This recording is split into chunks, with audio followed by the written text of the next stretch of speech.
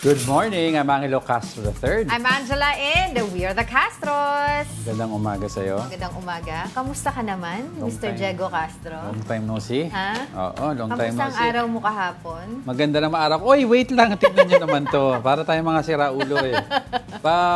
Meron tayong toasted raisin bread with mango jam. And Wow. ube roll. Ube roll. Oh, Hindi yan yung yung di ba may iba pang ganyan? Yung red yung palaman. Ang tawag nila panderegla. Panderegla ang tawag nila doon. Meron pa yung mongo. Di ba? Mongo. Yes, I love that. Basta these are Filipino bakery delicacies which are sold every morning. Oo, yung typical panederia. Tama ba? Yung mga dinadaanan mo sa umakis na amoy mo ang bango-bango.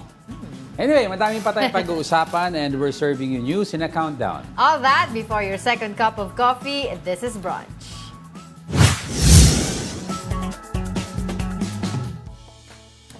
Kicking off our countdown with the first ever PVL rookie draft. 9 out of 12 players selected in the first round came from De La Salle University and Adamson University.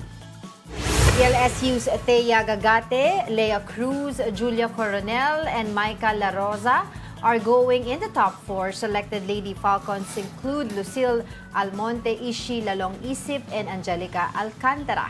Only 3 were from other schools, namely UP Stephanie Bustrillo, Arellano's Lorraine Pecaña, and Alea Torres of Brock University.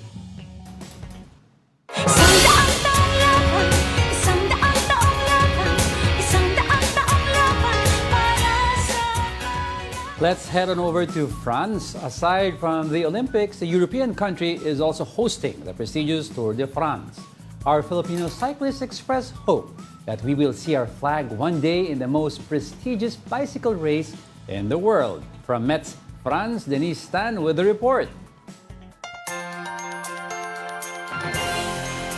As sports enthusiasts from all around the world await the Olympic Games, Dijon, France, a city just a few hours away from Paris, was delighted by another world-class event.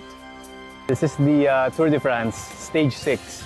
So sa mga hindi man nakakaalam, the Tour de France is the biggest cycling sporting event in the world. So they're celebrating their 112th edition.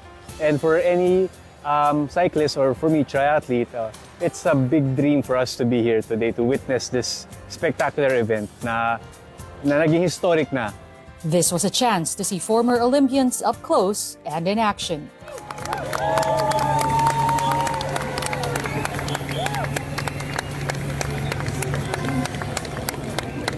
I think we saw Matthew Van Der Poel, and then we have Tadej Pogacar, and then we have Mark Cavendish, of course.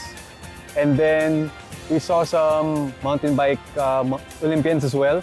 Si Tom Pidcock, ayan. With this once-in-a-lifetime opportunity, Nico Huelgas, a multi-awarded Filipino triathlete, feels more inspired and is all the more hopeful to see our flag carried in the Tour in the future. I really believe that Team Philippines in terms of cycling can really be at par with the world stage of cycling, and hopefully someday we will have a Filipino that can join the Tour de France, and for us Filipinos, we would love to witness that happen. From Metz, France, Denise Stan. Team Philippines here in Tour de France! Mabuhay!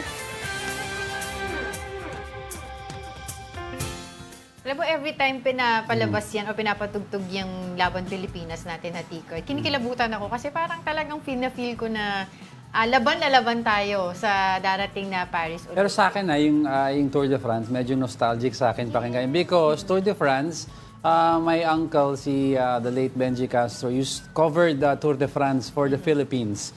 I and remember. then one of the greats na nakausap niya before was one of the greatest cyclists of all time, si Lance Armstrong. Unfortunately, he was stripped of several of his wins due to doping issues and steroid use, and he also had testicular cancer. But I think he had multiple wins. If hindi siya because of substance abuse, he would have been one of the greatest with the most number of wins and the greatest cyclist of all time. Pero my uncle used to cover Tour de France for the Philippines when he was alive. So medyo pag naririnig ko yan, bata pa ako noon. Could you imagine? Liit ko pa nun. Wala ka pa siguro nun. Alam ko na yung Tour de France eh. Di ba? Oo. Oh, So, aminado ka mo. Hindi kasi baka tanungin nila. Pero totoo naman. Oo, di ba? Totoo Kidding naman. aside. 9 years difference kasi kami. Sabi ko na kasi.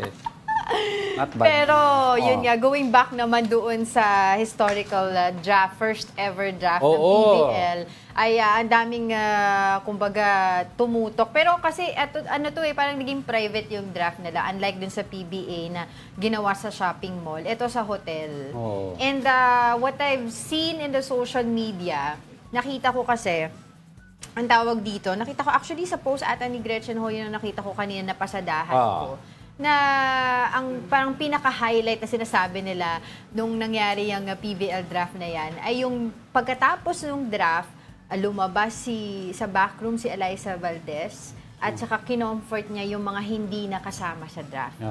Telling them that your dream is not over yet, diba? There will Yes. be plenty more time for them to be drafted. Kasi for context, Nakakaano naman yun, nakakatuwa. for Very context inspiring. kasi mga previous volleyball tournaments and leagues, wala silang draft system. It's mainly based on selections. Yeah. Oo, every team that is formed will select yung mga on their own to form, they select their own candidates or players na sila magbubuo ng team nila. Whereas now kasi parang this is a professional league already, Yes. which is at par supposedly with PBA. Ito yung pro version nila. So, moving forward, every year we hope to see a draft which will give opportunities to aspiring volleyball players from the collegiate Different ranks. universities. From collegiate ranks, Oo. from both NCAA and Yes. UAAP. Oo. So may opportunity na, and we should watch out because volleyball is really an emerging no. sport here in the Actually, Philippines. to be honest, before, wala akong pakialam dyan sa volleyball. Pero since nga umiinit ito, tapos nakikilala yung Alas Filipinas, I'm beginning to read about it. I've been reading about it. And talaga nagiging interested na rin ako. And hopefully, sana nga dati nilaro. Kaso takot talaga ako sa bola. Lahat na papasok. Okay, then kung takot ka papunta sa na bola, there are a lot of sports na hindi mo pwedeng gawin. Oo. Kasi majority... Bowling na lang yun doon tayo sa palayo yung bola. May na. bola pa rin yun, ah. Pero palayo yung bola, hindi pupunta sa'yo. Sige, game. Alright, let's continue with our countdown. Coming in at our 9th spot, South Korean football player Park Yi-young encountered alleged pickpockets in BGC. Park says he noticed 6 women surrounding him while walking near Juan Bonifacio. He then found his wallet missing and followed the group. One woman eventually instructed another to return the wallet. The football player expressed gratitude for his safety and called on the public to remain alert. Napanood ko to sa Twitter. X na pala ngayon. Formerly Twitter, yung video na yun, kumakalat siya, na supposedly ito yung video nung Korean football player dun sa dalawa sa mga dumukot daw ng kanyang wallet. Nakakahiya naman, to be honest. Sinuli daw yung wallet, wala nang laman. Wala, sinuli. Wala nang Sinuli laman. naman, di ba? Wala lang laman. Wala naman sinabi ni Sosoli din yung laman. At least sinuli yung wallet. Baka mahal din yung wallet. Pero maganda naman ang Pero sinabi kidding niya aside, ni Park. Maganda sinabi ni Park na hindi naman this doesn't define the Filipinos. country. Because diba? every country you go to, something like this happens. Yeah, in Totoo Paris naman. din, di ba? May mga ganun din ng mga balita. Mga Pero surprising, nananakawan. sa BGC nangyari ito. Di ba? Oo. Supposedly. Supposedly, mga- BGC is a upscale, high-class area. Di ba? So, well, Pero nakita ko nga, ayan yung video na Yan ang nakikipapanood video. doon kanina pina-flash natin. Yung humingi daw dalawang siya ng tulong sa babae. security guard. Di na mamigay na tulong yung guard. Oo. Pero of course, na-report na rin ito sa authorities and they're investigating what really happened. Wala And, nang- wala nang yan laman yung wallet, dalawang eh. babae, kitang-kita sa video kung anong itsura nung sinasabi na nagbalik ng wallet. Ng wallet. So parang it started na parang dinumog siya ng mga babae. Siguro Niligiran nakilala daw siya siya, bilang yeah. Korean football player. And then siguro may dalawang took advantage, 'di ba? Bukas na daw yung zipper ng bag O, niya. bukas Wala na na yung yung wallet. zipper ng bag. Alright, Okay. let's continue with our countdown. Sitting pretty at the 8th spot is about the Manila Zoo. The zoo will stay in its current location after the local government rejected a relocation proposal to Rizal. Senator Francis Tolentino urged the Manila local government to relocate Manila Zoo to Masungi Geo Reserve. He stressed that the animals in Manila Zoo are kept in small enclosures as they deal with urban noise and pollution. Manila Mayor Hani Lacuna said that relocating Manila Zoo is not an option. She said they have plans on improving the zoo and to make its facilities at par with other Southeast Asian zoos. To be fair naman, it is really expected na kukontrahin ito ng mayor ng Manila, which is Mayor Hani Lacuna, because alam mo naman natin, Manila Zoo is Manila Zoo eh. Bata pa lang that's ako. an icon. Oo, Manila Zoo. Ang daming activists that speak out against the zoo. But they have to understand, majority of the animals daw in the zoo already, when they received it, cannot be re-released into the wild anymore because they are unable anymore to fend and defend themselves. So yung Manila Zoo, that's mostly the animals that they take in, yung mga hindi na pwede i-release. Hindi na pwede i-release sa wild. Because i-release mo sa wild yung mga certain animals na nasa kanila, they will not survive because they're either injured or they grew up already in other countries enclosed na kinupkup na lang natin. Dito at ang issue na lang talaga is sana we give them in better living conditions, like for the elephant, a bigger one, a bigger cage, iba for yung tigers natin. Pero ako, alam mo naman, ever since pinag-uusapan natin yung position ko sa mga Manila Zoo, sa mga animals in the zoos, di ba, pinagtatalunan din natin yan paminsan-minsan. Yeah. Na, Pero as much as possible kasi, naawa din ako sa mga animals, caged sila. So if ever, let's say for example, nagkaroon nga ng kasunduan na madala itong mga animals ito sa Masungi, that would be nice because that's a bigger place for them. Kasi can you imagine in a zoo, no? Let's say, not just in Manila Zoo, no? In a zoo, generally speaking, yung mga animals in the zoo, yung na-control talaga yung environment nila, including yung ano yung kakainin nila, sino yung dapat i-mate nila, anong oras dapat sila matulog. It is actually controlled by human. Because nung unang panahon, the zoos were designed for entertainment purposes. Yun ang masama. It's because walang dahilan, you capture the animal and then... Para lang ipet-pet ng mga pero tao. most zoos now kasi, two things ang goal nila. One is, kunyari, dying breed na yung isang animal, like the white tiger. Siyempre, you want to keep them enclosed already, have them breed, and if they cannot be re-released, keep them safe because if they're out in the wild, more or less, mapatay sila ng ibang kalahi nila, mapatay sila ng ibang animals. So, yan ang isa sa mga zoos ngayon. That's what they are doing right now. But pero yung iba kasi... bihirang-bihira na yung zoo na they do that na walang dahilan. It's laging may advocacy sila on the side. Mabuti kung ganun. Pero in general nga, sinasabi ko, di ba, naawa talaga ako sa mga animals na naka-cage. Kasi can you imagine, ikaw, lagi kita sa cage, bawal ka lumabas, bawal ka pumunta sa ganito sa mga gusto mong puntahan, di ba? How would you feel? You would liken that to somebody who has cancer. Alam mo, pakawalan mo yung taong may cancer on his own public. Siyempre, you keep him enclosed and safe in an area. Pero hindi lahat ng nasa hindi zoo lahat. ay may sakit. Pero I'm saying, madami ng laws in several countries that are saying, do not allow anymore na to capture lang animals for the sake of ano. Yeah, for entertainment. Kung kaya i-release, ang ruling dyan is you have to re-release them into the wild, integrate them. Kung hindi kaya, you put them into a reserve area. Para mas mapangalagaan. Not a zoo, but a reserved area. In other words, in the wild. Kasi like yung Masungi, that's parang open yan. Hindi sila kumbaga limited doon sa ang problema sa kanilang Masungi, ginagalaw. it has access to several cities in the metro. Nga. Pero hindi, example lang naman siya, di ba? So, ayun. Okay, let's go. Alright, cambio naman po tayo from Manila to Quezon City. An 18-year-old woman was stabbed inside the University of the Philippines Diliman campus last night. The university reported the incident happened at the National Science Complex at 8 p.m. Initial reports from the police said this is a possible case of a robbery holdup. The victim is currently recovering in a hospital. The university's security mobile has been going around the campus after the incident. Oo, this is not the first time na nangyari to, di ba, within a span of 2-3 years? Kasi di ba, there were also reports din before. There was also a supposed botched rape attempt. Yung nakatakbo yung sa loob ng campus din. Sa loob ng campus. Kaya nga, di ba, parang at some time, meron silang naging curfew. Yeah.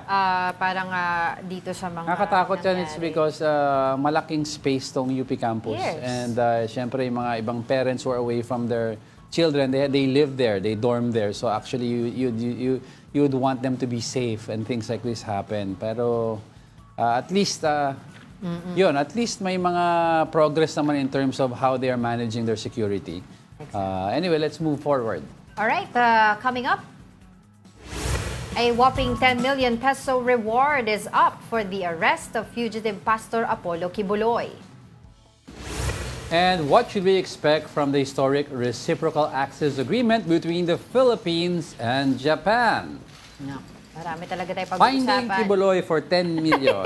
Ay na naman, nung nakita ko kahapon yung balita niya, sabi ko, Diego, for sure, kasama to sa Favorite ko countdown yan. natin. Pero we are just getting started, mga kapatid. More of our top 10 news when Brunch returns. Keep it here on One News.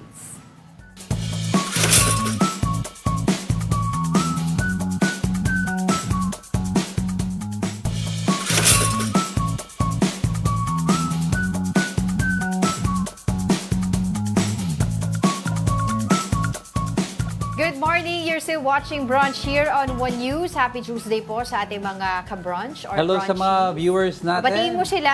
Itong Oo, bati si Migs portion natin. Ebron. Ang sabi ni Migs Ebron, bakit daw afternoon delight ang background? Because we love all our shows so much that we promote them across all platforms. You watch us, you watch That's one way to Afternoon say Story. it. Kung panoorin nyo lahat ng Oo programa naman, sa of One News. course. Si Gary Field, hello daw. Happy Tuesday morning. And of course, si Sam Pokemon Go, good morning din daw. And Ralph Domingo, happy brunch ternoon delight day. Watching both shows for fun. Very witty. Henry Oliquino, hello po Ma'am Angela. Hello lang daw sa'yo. Hello. Magandang umaga. And Sel Valdez, good morning. And Jaime Barcelano, good morning daw from San Jose del Monte, Bulacan. Si Bots nanonood din Oy, sa si atin. Bots, good morning. Si Mark Santiago, dito naman ako sa YouTube page natin. Si Mark Santiago, si Anig Villa, si Alex Fuentes, and of course si Daisy Cancio and Tito Naldi Cancio. Si Alex Fuentes, masipag to eh. Si Vladimir, si Ener, sino pa? Si Alex Fuentes nandito Oo, din sa si Alex, Facebook oo, eh. Mga dalawa. sticker niya eh. Nag-aabang sila kasi kung ano yung magiging number one natin today. Ano Oy, pang very number good. one natin? Hulaan ninyo ha. Pero for the meantime, let's continue with our countdown. The National Privacy Commission says 42 million records were affected by the PhilHealth data breach last year. According to the NPC, these include patient medical data, billing files, and records of those killed in action and senior citizens. The agency adds that PhilHealth has the mandate to inform its members affected by the data breach within 72 hours of such occurrence. PhilHealth says they implemented measures but admitted that not all affected members were informed. They should be notified within 72 hours should be upon the knowledge of the breach on the what was the data that was breached, how was the breach committed, and what would be the possible risk that they will be exposed to, like identity theft ba or whatever fraud, and how they are going to protect themselves. Ayun. So, I remember yung yesterday yung hearing na yan at medyo parang tumaas nga yung boses ni Congresswoman Stella Kimbo dahil nga tinatanong niya kung na-inform na ba itong mga 42 million members ng PhilHealth dito sa nangyaring data breach. Pero yung unang sinasabi ng PhilHealth, ang dami niyang mga sinabi pang mga pasakali, pero in the end, hindi pa pala talaga totally na-inform. So, yung context lang natin dito umpisa, 180 plus million sinasabi nila na mga affected members ng PhilHealth dito sa data breach na nangyari. Pero upon reviewing, yung may mga parang duplications lang ng mga pangalan. So, naging 42 million. So, ito yung naalala mo na una dinideny din ng PhilHealth. Yeah. Sinabi nga nung meron daw parang anong tawag doon? Hinold for ransom yung mga data nila na sinabi pag hindi magbayad ng certain amount, they would release it sa black market. Diba? Ito dark web. Ito yung last year na na-issue nga na data breach. So we will be tawag dito, monitoring yung mga situation na to para malaman natin yung iba pang mga gagawin dito. At sino yung, syempre, most importantly, yung accountable dito sa nangyari na data breach na ito. But Right for on. the meantime, Right on, let's move on.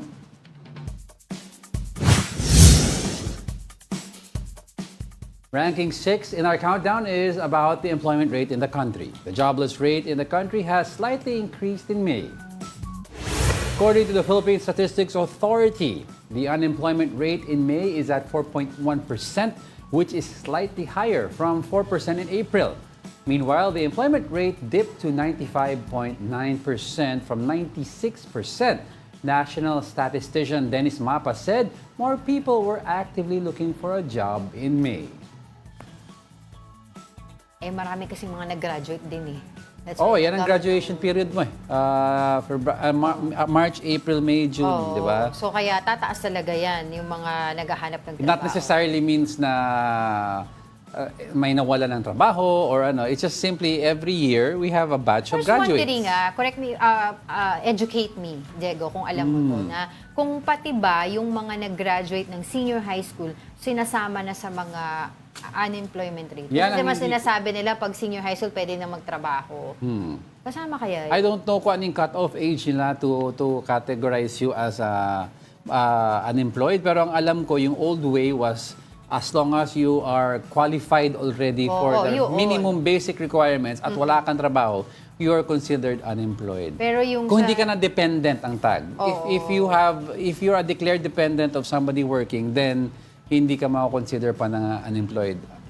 Yun ang luma, ha? I don't know about now. Senior citizen, senior high school I have pala. to read up on that later kasi hindi porket alam lahat. Hindi, wala naman akong Pero masabi. hindi, diba? Tapos yung underemployment pa, problema din yan. So, maraming trabaho, tapos ang problema, Matching. yung skills match. Skills matching. Yan ang lagi pinag-uusapan natin dito. But for the meantime, let's continue with our countdown for today. Bilis ng oras. Coming in at our top 5, 2 former cops are set to face charges in relation to the Lopez-Cohen slay case. The police named a former patrolman Michael Giang as the alleged mastermind. He allegedly worked with another former cop, Romel Abuso, to kill the victims. According to authorities, their motive was rooted in a land dispute. Giang had allegedly pawned a piece of land to Lopez, who refused to return it. Ang nakikita natin dito, yung dalawang dating pulis ang nagplano nito at yun ang isa sa pinagtutuunan namin ng sentro ng aming investigasyon.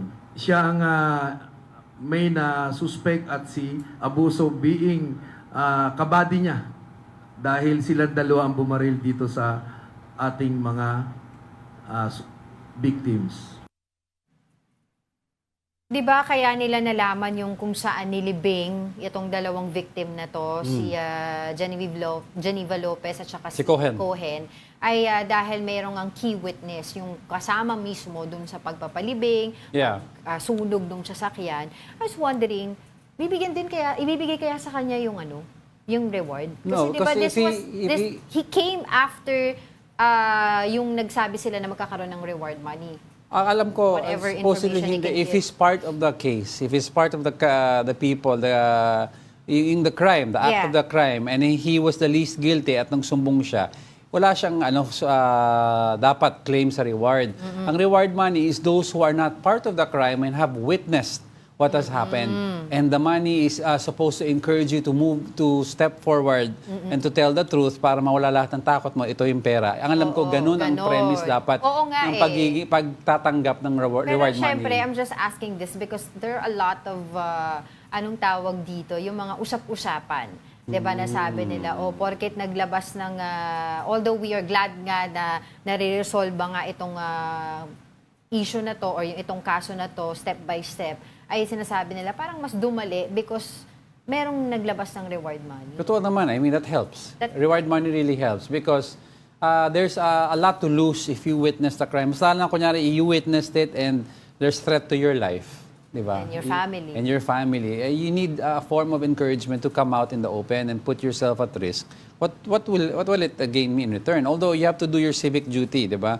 Na to make sure na to tell the truth. But then of course, human nature is survival.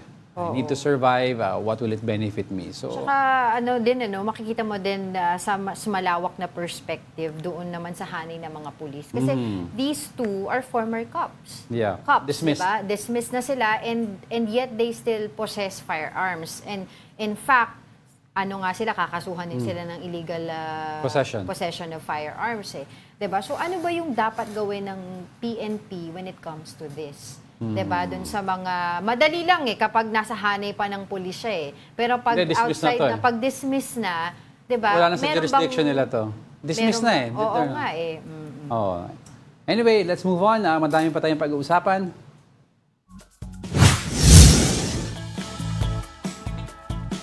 Coming hot at the fourth spot is the Hacienda-like compound in Porac, Pampanga. Authorities raided the alleged private residence of the so-called big bosses of Pogo hubs over the weekend. The compound has a man-made lake, a floating house, a firing range, a helipad, and a 50-meter tunnel, among others. Authorities said 3 mansions were constructed inside the compound. Residents living nearby called the area the White House and said the construction of the compound started since 2019. The Porac local government said no building permit was secured for the compound.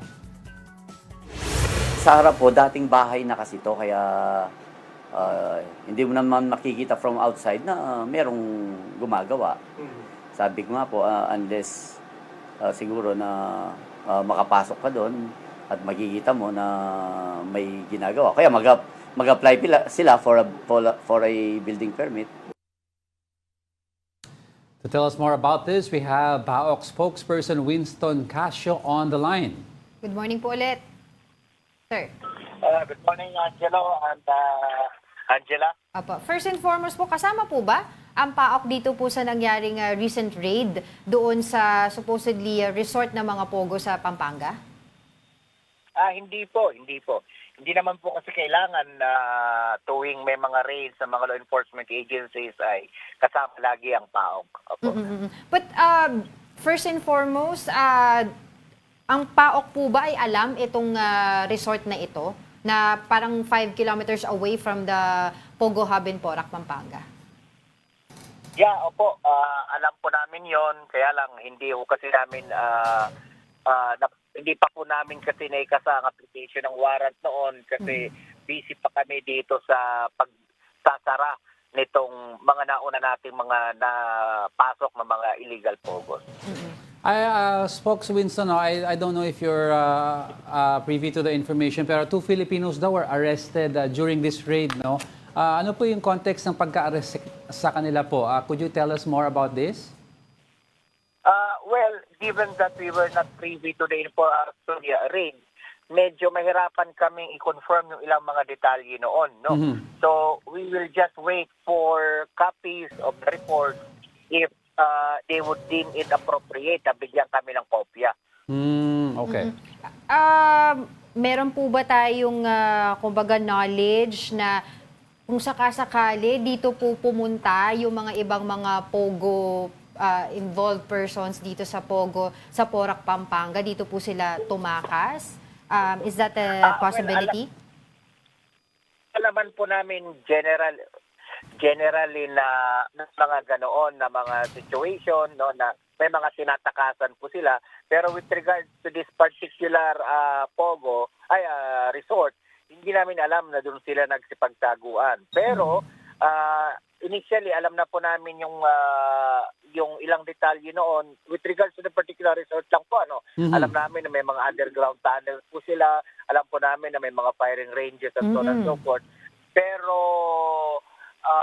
para ikasay yung operation laban doon, hindi kasi namin prioritize gawa ng alam namin na mas importanteng maisara muna yung Fontana, Right. yung kanilang taguan doon sa Fontana kasi nandoon yung mga dokumento ng ilang mga foreign nationals na hinahabol namin.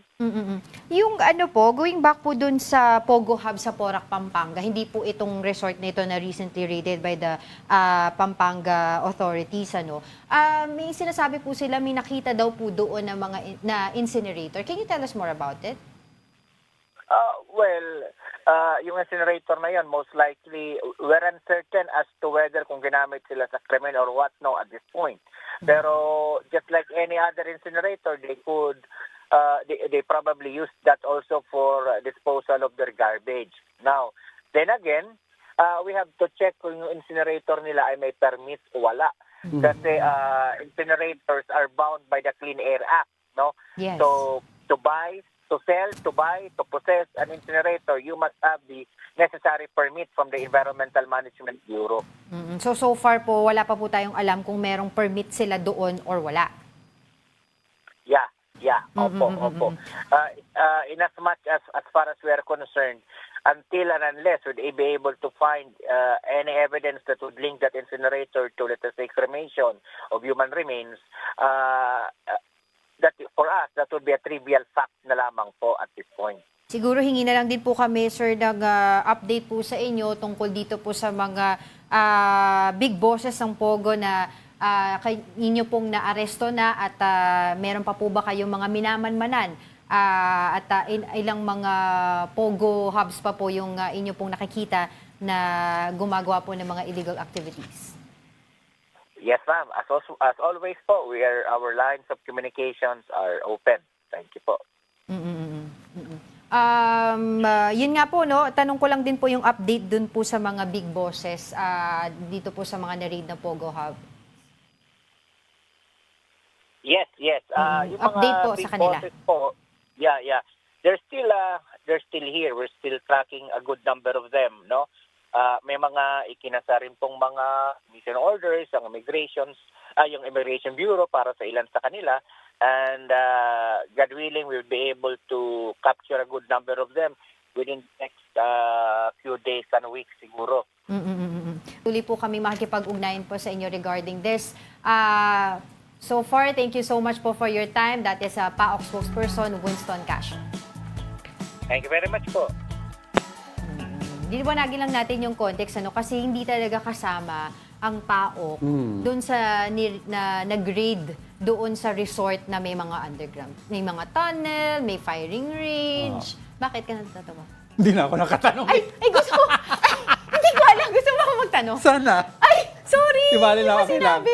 It's okay. You nailed everything naman. So you asked all the questions. Hindi mo sinabi kasi nakaano ka lang eh. No, Usually you would ask me na you want to ask. No, you asked all the questions that I wanted to ask. But I wanted to add lang sana, yung big bosses nakikita natin dito sa northern area, Pampanga and Central, do they see the links to the south and to the Metro Manila? No, it's okay. But yung iba naman natuntun mo. And I understand si Sir Winston kasi sabi niya, they cannot talk about They other... cannot talk about it. Like itong Medyong sa... secret pa kasi, baka maudlot eh. Yes. At saka itong recently nga na raided the resort, yung maganda. Nakita mo naman, di ba? Pinapakita natin kanina sa TV screens natin. Yung parang may drone shot pa ata May yun. floating... Tapos ang may ganda floating, nung firing range nila. There were yung... There's a floating house. Oo. That's diba? only Yan, accessible. That's only accessible via the tunnel which is connected to the mansion. Exactly. So hindi yung nyo raid pwede, na yan ay ginawa ng Pampanga authorities. Hindi po kasama ang PAOK. And yung firing range Kaya walang daw, masabi rin. yung firing range within the compound, wala daw permit. Kasi you need permits to have a firing range in your place of residence or wherever it is as a commercial, even if it's for sport, commercial purposes, wala daw lisensya yon. Oh, they've seen several torture equipment din. And then several rooms din doon sa area na yan. Pero hindi pa rin nila alam kung anong pinagamitan nito, para saan Yeah. ito. Of course, investigation is still underway. Okay? All right, let's continue with our countdown. On our top 3 is Apollo Kibuloy. A 10 million peso reward is now being offered for any information that will lead to the pastor's arrest. Here's the report. Ang batas ay batas, ang may kasalanan, mananagot. At yan ang gagawin namin, Pastor Kibuloy. May warat, wala kang kasalanan, sumuko ka. Sumuko ka. Mahirap ba yun? Interior Secretary Benhur Abalos dared Pastor Apollo Kibuloy to come out. He is facing charges in relation to child abuse and exploitation and human trafficking. To hasten his arrest, Abalos announced a 10 million peso reward for anyone who will provide information regarding Kibuloy's whereabouts. A 1 million peso reward is also offered for each of the other 5 co-accused.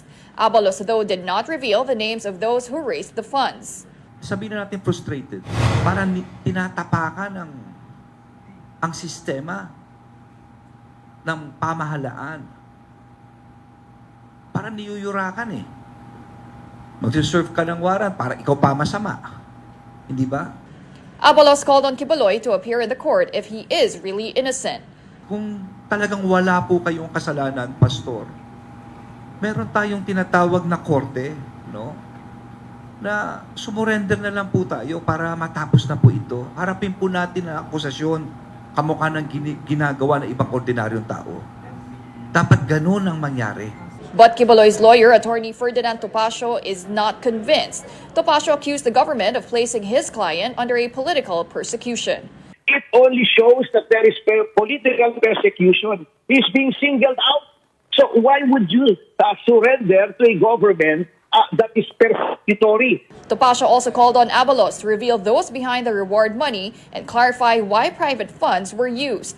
Meanwhile, the PNP is studying the possibility of filing charges against former President Duterte. He could face obstruction of justice for refusing to reveal Kibuloy's whereabouts. Any statement na nasasabi kung asan yung tao, talagang pinag-aaralan po namin kung talagang papasok mo dun sa PD 1829. And we're just waiting for witnesses po na ito po yung sinabi niya para mag-file po ang PNP kung talagang nagwawakan po dito sa PD 1829. Ako hindi po ako abogado, pero ang political persecution... Are you a lawyer? No, hindi po ako abogado, pero ang political persecution, usually alam ko nakatali yan sa you're persecuting somebody, putting somebody in jail, detaining somebody, preventing somebody from speaking political beliefs opposite from the ruling power. Yung alam ko, pero yung somebody who is charged with human trafficking or child abuse or things of the like, paano mo ika-qualify yan ng political persecution? Judicial. You're not being put in jail. You're being asked to answer accusations, di ba? Hindi naman yung kinukulong ka dahil iba paniniwala mo sa politika eh. Kung yan directly ang nangyayari, that's persecution. Oh. Yes, pero... This judicial system is skewed. But you are being asked to answer in front of the judge, guilty ka ba or not guilty for human trafficking ba? And child abuse? O yun. Simple lang naman yan eh.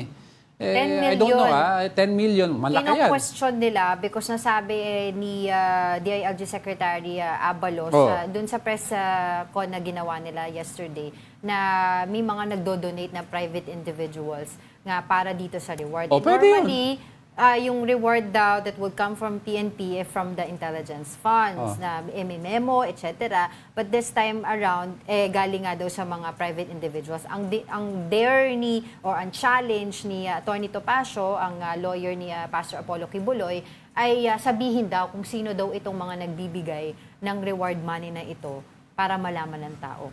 I think, for me, ako hindi naman ako lawyer. That's beside the point eh.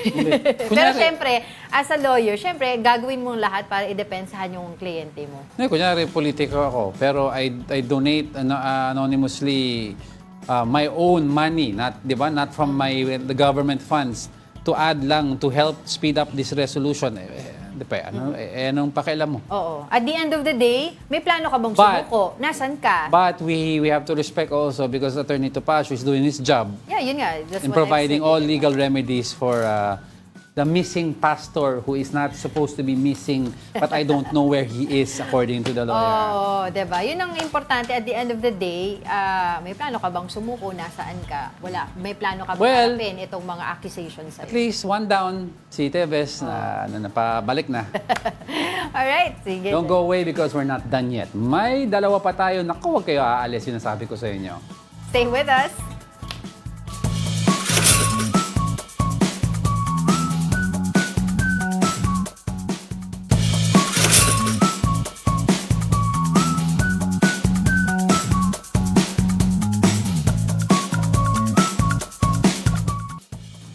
Welcome back. You're still watching Brunch here on One News. Good morning sa lahat ng viewers. Salamat sa mga comments nyo. Very interesting.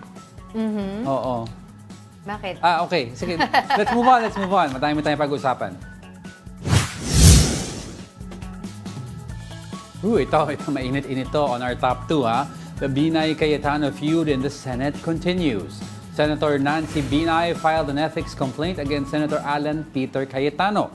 Binay accused Cayetano of committing slander through malicious imputations. This came after they traded barbs during the hearing on the new Senate building. Kasi hindi ko talaga narinig yung tinawag niya akong buang nung nag-send na lang sila ng mga videos. Doon ka na lang nalaman na nung nakaalis pala ako, marami pa siyang mga sinabing masasakit. In response, Cayetano called Binay's ethics complaint a diversion. He added that he could also file a complaint against Binay for her alleged unethical behavior during the hearing. We started this investigation, this review, na wala tayong sinasabing may anomalya, wala tayong sinasabing may irregularity. Simple lang, 23 billion kasama yung sa lupa masyadong mahal. What did Senator Binay do? She started going around, nagmamamarites, nagkakalat ng kung ano-anong chismis, at kasama sa official chismis na kinakalat is that mali yung numbers namin. Tumatawa na yung Congress kasi nag-aaway-away mga senador natin. Okay, nawawala din kasi sa issue di ba? Overpriced ba? Ano bang dapat gawin para makamove forward? How can we cut costs? Wala. Nauwi sa feudal politics Oo. Alright, let's continue with our countdown. Our top story for today is the historic agreement between the Philippines and Japan. The two countries entered the Reciprocal Access Agreement, or RAA, to boost the strength and defense of their respective armies. Meanwhile, China raised concerns about this agreement. Here's a report. President Bongbong Marcos led the signing of the Reciprocal Access Agreement, or RAA, between the Philippines and Japan in the palace yesterday. Defense Secretary Gibo Teodoro and Japanese Foreign Minister Kamikawa Yoko signed the historic agreement. Also present in the event are Foreign Affairs Secretary Enrique Manalo and Japanese Defense Minister Kihara Minoru. Your presence here increases our confidence in the importance that the Japanese government puts on these extremely important agreements that we have. And I'm very glad that we have come to this day. The RAA was described as almost the same as the Visiting Forces Agreement with the U.S. Under this agreement, the Armed Forces of the Philippines and the Japan Self-Defense Forces will have interoperability training and exercises. Aside from boosting the country's defense, the RAA is also expected to provide humanitarian assistance during disasters. After the ceremonial signing, the foreign and defense officials of the Philippines and Japan held the second ministerial meeting. This is where the officials tackled various regional issues like the West Philippine Sea. Teodoro vowed to implement the RAA to ensure peace in the Indo-Pacific region. Meanwhile, Manalo thanked Japan for their committed support to the Philippines amid the tension in the West Philippine Sea. Japan has stood by the Philippines on this issue, especially through promoting a rules-based international order, especially UNCLOS, as well as the 2016 Arbitral Award. The relationship between Japan and the Philippines has seen great strides in the field of defense cooperation and exchanges, and I welcome the signature of the Japan-Philippines Reciprocal Access Agreement, which took place moments ago, representing the deepening cooperative relationship between our two nations. The RA is now sent to the Senator for its ratification. Meanwhile, China expressed concerns over the agreement between the Philippines and Japan. Beijing said that RA should not start or heighten any conflict in their area. They also insisted that militaries in the Asia-Pacific region should not join forces or it might start another Cold War. For News 5, Camille Samonte, We Are One News. Now to further talk about this, we have former Defense Secretary Orly Mercado. Good day, Ka Orly. Thanks for joining us again. Thank you for joining us. Good morning to both of you. Yes, what is your insights, your general insights about the RAA? Is this good for us ba amid, yung ongoing tension with China? How important is Japan to balance what's happening in Asia? Dapat natin maisip, it's very, very important for us to, as I always say, to look at these things in a broad sense. Number one, the conflict in West Philippine Sea, South China Sea, is basically maritime. And hindi madali ang interoperability o cooperation sa mga naval forces na tayo napaka-importante sa atin ngayon. Well, lalo na sa ating bansa because we are an archipelago. Yes. And for Japan, dito natin nakikita yung alignment ng hindi sinadya ito pero talagang ang national interest ng Japan talagang manatiling open yung lines of communication and sea communication because of transport, and they're very reliant on importation of energy resources that they need, etc. Kaya pag nag-aalay ng mga puwersa, it's not just a matter, kasi tayo sa atin, inisip natin, anong ibibigay sa atin, etc. It's how to institutionalize interoperability. Yeah, remember, you have different That's right. systems, you have different equipment, etc. Kaya yung balikatan natin is very, very important. It is for that reason also that we have restored yung balikatan exercises. Now, broadened na yan. Open na ngayon doon sa iba pang mga bansa that have interest also aligned with us. And Japan has become critical because it has many things that it has a long experience in warfare, and it is a developed country. It has capabilities in cyber warfare and all other forms of warfare in this conflict that we have. Remember, as we keep repeating, this conflict is not just kinetic war. Hindi barilan ng barilan. Yes. At totoo niya, git-gitan eh. Kaya utakan, lamangan, at yan, siyempre, nakakirinig natin na China sinasabi, you're starting tensions, etc. Because nagsasama yung mga kalaban niya. Hindi na tayo, ang importante sa China, hiwalay tayo. Pag away-awayan tayo. Kahit sa Pilipinas, they will not stop making us fight each other. But Ka-Orly, sabi nga po nila, Japan and the Philippines have been strategic partners since 2011. Pero ito po bang RAA na to is meant to counter China? Alam mo, lagi naman sinasabi ng mga bansa, hindi pang China ito, etc. Okay, naniniwala ako riyan. Tapos minsan I used to mouth that also. Sinasabi ko, siyempre, makakatulong yan sa disaster relief, rescue, etc. And that's also true. But that's not the main, because what we are fighting for here really is an encroachment of our maritime resources, exclusive economic zone. Talagang sila, hindi lang nagre-reklamo. Yan ang talagang classic na the kettle calling the pan black. Dahil sa nakikita natin, na nagtayo sila ng mga struktura military. Sinira nila at hanggang ngayon ay sinisira pa nila yung natural resources, yung common fishing ground ng mga bansa. So actually, it's very important for us to always go back. Huwag tayong padadala sa kinakailangan malinaw na malinaw kung saan tayo pupunta.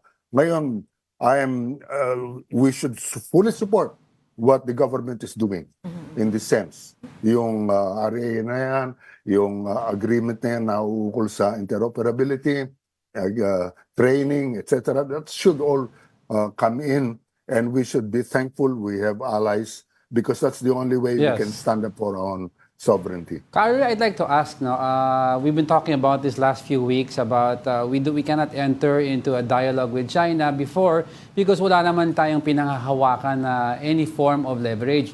Will this new agreement give us additional weapons to put on the negotiating table should we decide to finally formally pursue long-term talks with China?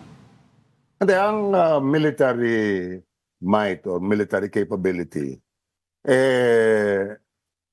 hindi naman sinusukat yan para i-convert into diplomatic capabilities. But we all know the pressures, you cannot have credibility and stand by your principles and your sovereignty if you don't have the armed forces to do it. And it's not a question of how many bombs you have or how many rockets or that you have. It's a question of will to fight.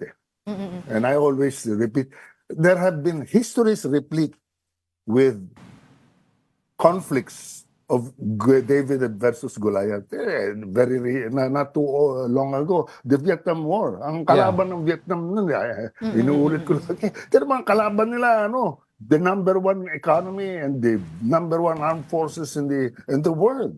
And yet they won.